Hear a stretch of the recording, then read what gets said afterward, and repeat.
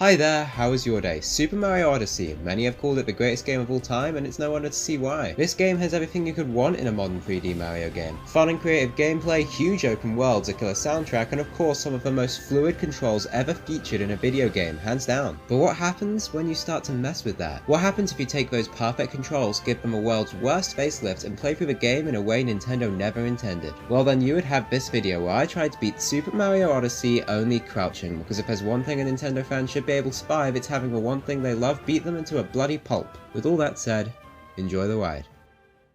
We begin our journey in the skies above Peach's castle, where Bowser proceeds to beat the ever-loving crap out of Mario. Bowser then, in the pettiest move ever, destroys his hat and flies off with Princess Peach. We land in the Hat Kingdom, where this little guy is prodding us awake, and for the first time we stand in an amazing blaze of crouch in an amazing blaze of mediocrity? This one is as it said on the tin. I'm going to be crouching for the whole thing. And to ensure that I don't accidentally stand up and commit the greatest sin of cheating at a baby game, I have taped my Joy-Con's trigger to make sure that I literally cannot stand up. Side note, if you for some reason ever decide to try this dumb stupid run, I'd recommend using very good tape, because I did not, and I had to retape my Joy-Con like once every half hour, and this is the wad of tape I had accumulated by the end of the run. I single-handedly murdered the turtles. We roll our way over to Cappy, skip past his dialogue, and begin using him as a pawn in our war. It's here that I realised just how unbelievably awkward this run would be. Normally, to use Cappy, all you have to do is press Y. It's so simple it takes one press of a button. But here, in order to use Cappy, you can't just press Y. No, that would be too easy. Instead, you have to jump up into the air and then press Y. And I know that doesn't sound like too much of an issue, but when there are many precise cap throws needed in order to get through this game, this quickly became annoying as all hell. After rolling and backflipping through the first half of the Cap Kingdom, I lobbed my new weapon of war, I mean dear friend, at this sweet and innocent, dare I say adorable frog.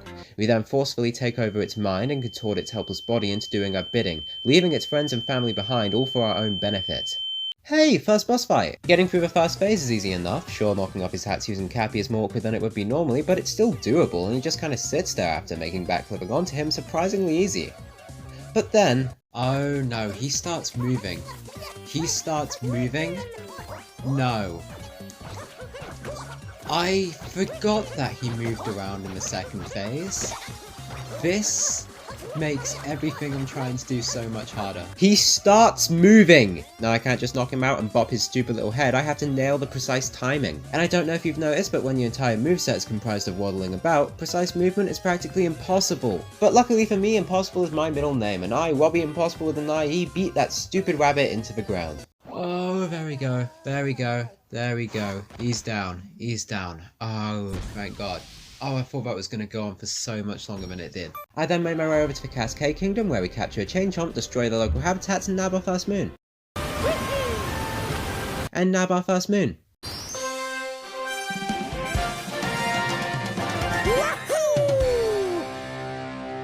Now all we have to do is make it up to the Madam Brood boss fight and take her out.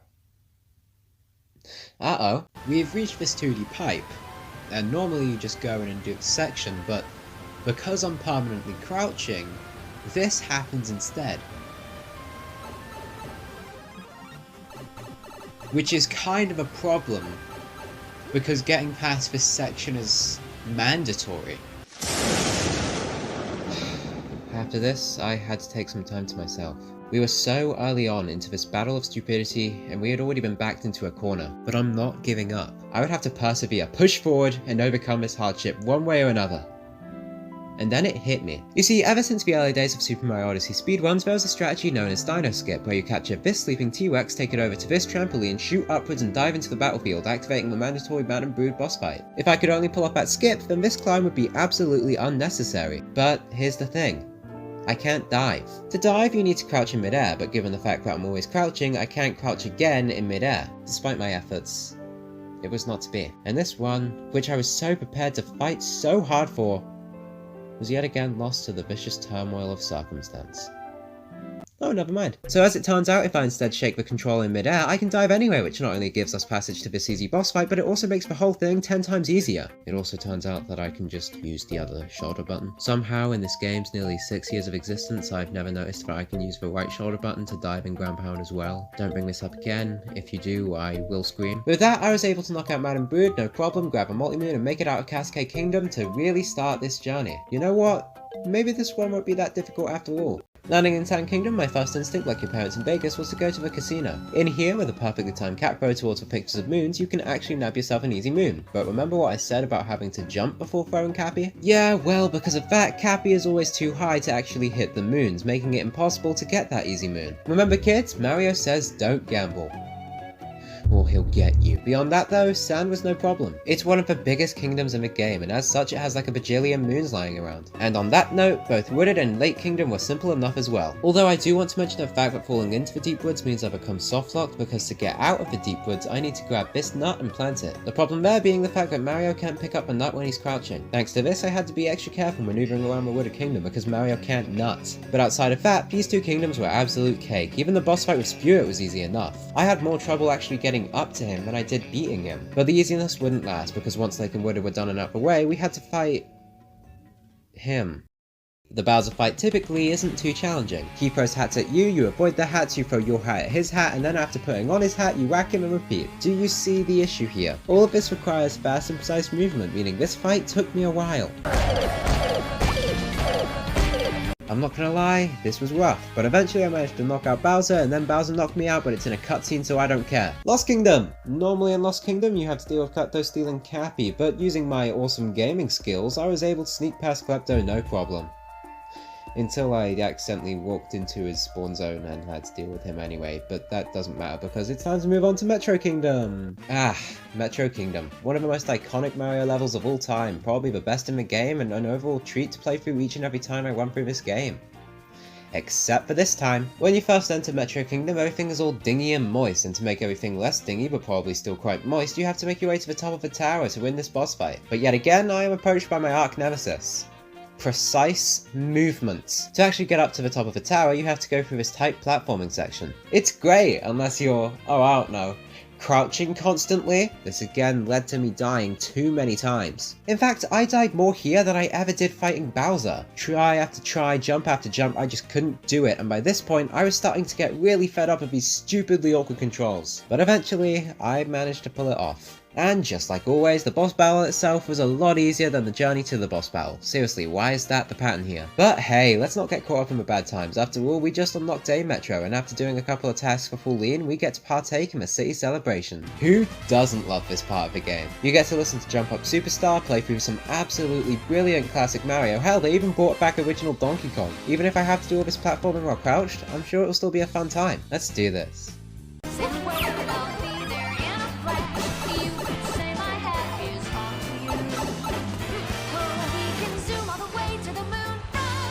Snow and sand were absolute cake, and I could have had luncheon for breakfast. Well, lunch. And from here, all we had to do was go through the minuscule Ruin Kingdom and beat the dragon boss. But hey, all the other boss fights have been relatively easy up to this one, so this one will probably be easy too, right? Oh no. I cannot tell you how many times I tried this fight, but it was enough for me to start questioning this whole run. Time after time after time I tried getting on top of that dragon's head, but I wouldn't stop bonking or getting struck by lightning or falling off the stage entirely. Time after time after time, I would just die over and over. Time after time after time, I just wasn't good enough. No matter how many cat throws or backflips I did, I just couldn't get through this fight. And you know what? I deserve it. This is my penance, my karma, for even daring to say that this run and especially these bosses were easy. But war is never easy. I did this to myself. I was stupid and naive and dumb, and now I guess I'm here fighting this meaningless war forever. Oh hey, I did it! And with the dragon dealt with, we were on to Bowser's Kingdom.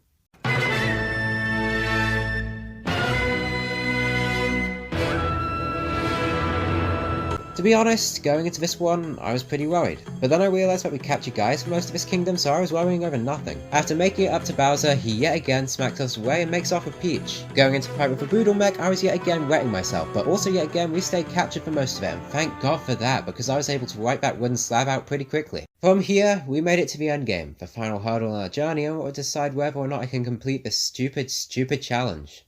Moon Kingdom.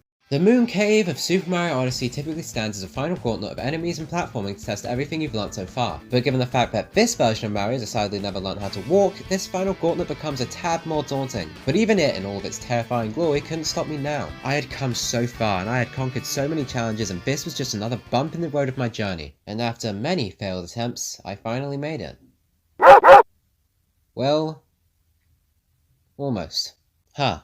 I had fought her once before, and now I just had to do it again. Last time was easy enough, so this should be no problem. Oh my god, that's a lot of hats! Let me go over the Madame Brood boss fight real quick for some highly important context. You see, when you fight Madame Brood, you have to clear her golden chain chomp of all of its hats before you can capture it and fling it into her. This was easy enough back in the Cascade Kingdom because her chain chomp only ever had one hat, but do you know how many? 5. I'm just gonna say it, there are 5 hats in the second fight. I'm not gonna lie to you, this was easily the hardest point in the whole run. Harder than Bowser, harder than the tower in New Donk City, and harder than that stupid dragon. And the worst part is, I kept getting so close because this dumb dog doesn't even have 5 hats until the 3rd round. Up until then it only has 3 hats, which sure is hard, but I could deal with that.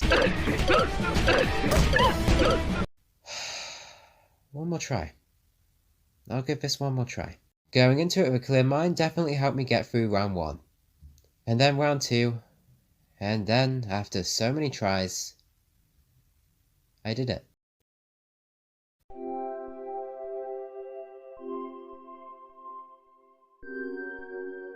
You know, when I started this journey, I didn't expect to make it this far. I'm actually really grateful. And you know what else I'm grateful for? You guys. No, really. You guys. I started up this channel where I can just ramble on about all the stupid stuff I enjoy, and I'm glad I get to share it, even stupid things like this, with all of you. I know I don't normally do challenges like these, but I've been wanting to for a while, and I'm really excited to do more. Despite everything that's happened, this has been fun.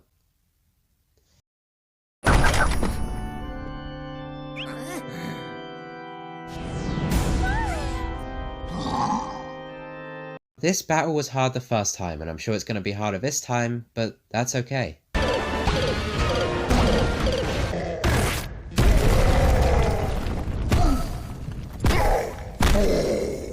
We did it! We beat Bowser. And now there's only one thing left.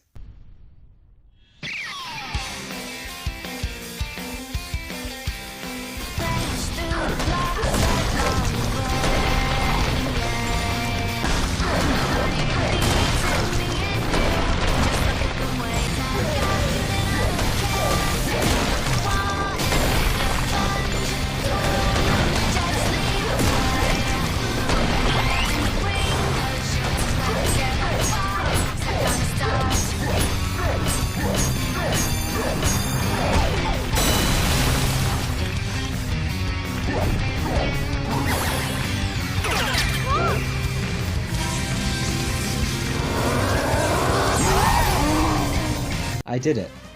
I won the war. I just beat Super Mario Odyssey only crouching. This was by far the dumbest thing I have ever done on this channel, and trust me when I say, it only gets dumber. There are so many more stupid ideas I've yet to pull from my icky little brain crevice, so if you feel like seeing them come to fruition, please do be sure to like, comment, and subscribe. And with that, I've been Robbie with an IE, you've been amazing, have a lovely day.